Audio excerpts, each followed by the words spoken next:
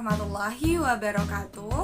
Halo semuanya, ketemu lagi dengan aku Rahma Yulianingsih. Nah, di video aku kali ini aku akan membahas tentang bagaimana gaya penulisan dari seorang Fira Basuki dalam menulis cerpennya yang berjudul Alamak. Nah, untuk yang penasaran, simak video aku sampai habis ya. Sebelum kita membahas lebih lanjut mengenai gaya penulisan dari seorang Fira Basuki dalam cerpennya yang berjudul Alamak ini, aku mau menceritakan bagaimana sinopsis dari cerpen ini. Cerpen ini bercerita tentang seorang pria yang bernama Zendra atau yang biasa dipanggil Zen. Pria ini menjadi favorit sebagian besar perempuan di kantornya, terutama bagi seorang perempuan yang bernama Maharani atau yang biasa dipanggil Rani. Rani ini selalu memperhatikan gerak-geriknya Zen. Hingga suatu pagi, Zen mengajak Rani untuk makan malam di akhir pekan. Keduanya sebagai karyawan di kantor periklanan bergensi di Singapura. Rani yang berasal dari Jakarta, lulus tes bekerja di perusahaan periklanan dan ditempatkan di bagian akun eksekutif yang bersebelahan ruangan dengan Zendra. Rani mempunyai teman sekamar yang bernama Mandi, si bule Inggris yang selalu memperhatikan perawatan tubuhnya. Suatu hari, Rani diajak makan malam bersama di suatu restoran oleh Zen. Rani mempersiapkan segalanya untuk menghadiri acara tersebut dengan berbagai persiapan seperti perawatan diri di salon dan cuti tidak masuk kerja.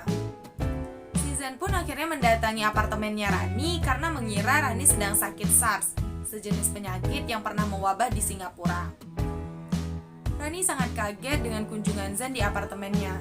Lagi pula, Rani pada waktu itu belum siap untuk menerima tamu karena wajahnya masih diliputi dengan masker. Tahapan perawatan wajah dari salon sebagai persiapan kencannya bersama Zen pada malam hari. Dia kaget luar biasa dan tidak menyangka kalau ternyata pria yang selama ini diidolakannya ternyata mencintainya, dengan mengungkapkan cintanya di apartemen tersebut. Tadi sinopsis dari cerpen Alamak. Selanjutnya kita akan membahas ciri khas dari seorang Fira Basuki dalam menulis cerpennya yang berjudul Alamak ini. Pengarang cerpen Alamak atau yang dikenal dengan Fira Basuki memiliki ciri khas dalam pengekspresian bahasa yang digunakan di dalam cerpennya. Pengarang banyak menggunakan istilah-istilah asing, khususnya bahasa Inggris.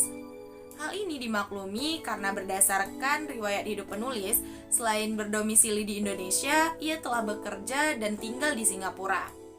Nah, seperti yang kita ketahui, di Singapura itu menggunakan bahasa pengantar sehari-hari, yaitu bahasa Inggris. Dalam pengungkapan tempat atau setting cerita, Fira tak pernah luput menyebutkan setting apartemen.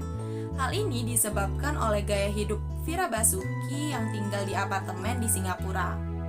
Ciri khas pengarang ini dari segi penokohan, yaitu pengarang lebih menonjolkan tokoh perempuan yang selalu memperoleh pekerjaan yang layak, bukan perempuan yang sebagai ibu rumah tangga ataupun pekerja kasar seperti pembantu, tetapi lebih ke tokoh perempuan yang bekerja sebagai pekerja kantor dengan pekerjaan yang layak. Oke, selanjutnya kita masuk ke pembahasan mengenai gaya penulisan dari cerpen Alamak ini. Nah, yang pertama yaitu penulis menggunakan pemanfaatan sinonim, yang mana di dalam cerpen ini sering digunakan pengacuan tuan, saudara, bapak, pak, beliau, bahkan menggunakan nama yang bersangkutan. Hal ini bertujuan sebagai penekanan pada hubungan antar pembicara, apakah hubungannya akrab atau tidak, seusia atau tidak, ataupun banyak pertimbangan lainnya. Yang kedua, penulis menggunakan pemanfaatan kata asing. Nah, penggunaan kata asing di dalam percakapan dapat menimbulkan berbagai kesan, misalnya kesan intelektual, elit, atau kalangan atas. Nah, di dalam cerpen ini terdapat beberapa kali penggunaan kata asing, seperti contohnya dalam kalimat berikut ini. Yang ketiga, penulis menggunakan pemanfaatan anomali. Anomali adalah pasangan atau persandingan kata yang kurang tepat. Seperti contoh kalimat berikut ini. Saat Mandi mengajakku ke klub atau diskotik, aku seperti menguap begitu saja di sebelahnya. Ungkapan aku seperti menguap maksudnya keberadaan si aku tidak dihiraukan di tempat tersebut. Nah, lagi-lagi pengarang menggunakan pasangan kata yang kurang lazim agar dapat menarik perhatian pembaca. Untuk menelusuri mengetahui secara keseluruhan isi cerita. Selain itu, penulis juga menggunakan pemanfaatan metafora. Metafora atau kiasan adalah majas yang mengandung perbandingan yang tersirat sebagai pengganti kata atau ungkapan lain untuk melukiskan kesamaan atau kesejajaran. Nah, seperti pada contoh kalimat berikut ini. Aku segera terbang begitu saja ke Singapura, tinggal seminggu di hotel, kemudian setelah menjawab iklan pencarian roommate. Kalimat aku segera terbang merupakan metafora, karena yang terbang itu biasanya burung, dan yang mempunyai sayap itu bisa jadi burung ataupun pesawat. Tetapi di sini si pengarang menggunakan aku segera terbang. Hal ini dimaksudkan bahwa si tokoh cerita segera ke Singapura karena lulus diterima di perusahaan periklanan sebagai staf akuntan.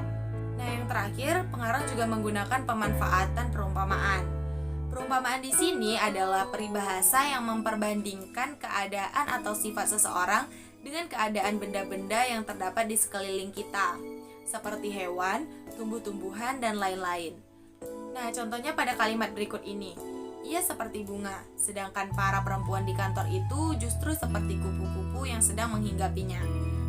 Tapi seperti juga bunga, ia tidak bergerak, tidak bisa kemana-mana, dan tidak mengikuti salah satu kupu-kupu. Nah, itu dia pengekspresian bahasa yang digunakan Fira Basuki dalam penulisan cerpennya yang berjudul Alama ini. Sekian pembahasan aku kali ini. Terima kasih buat yang udah nonton sampai akhir. Sampai jumpa di video aku selanjutnya. Wassalamualaikum warahmatullahi wabarakatuh.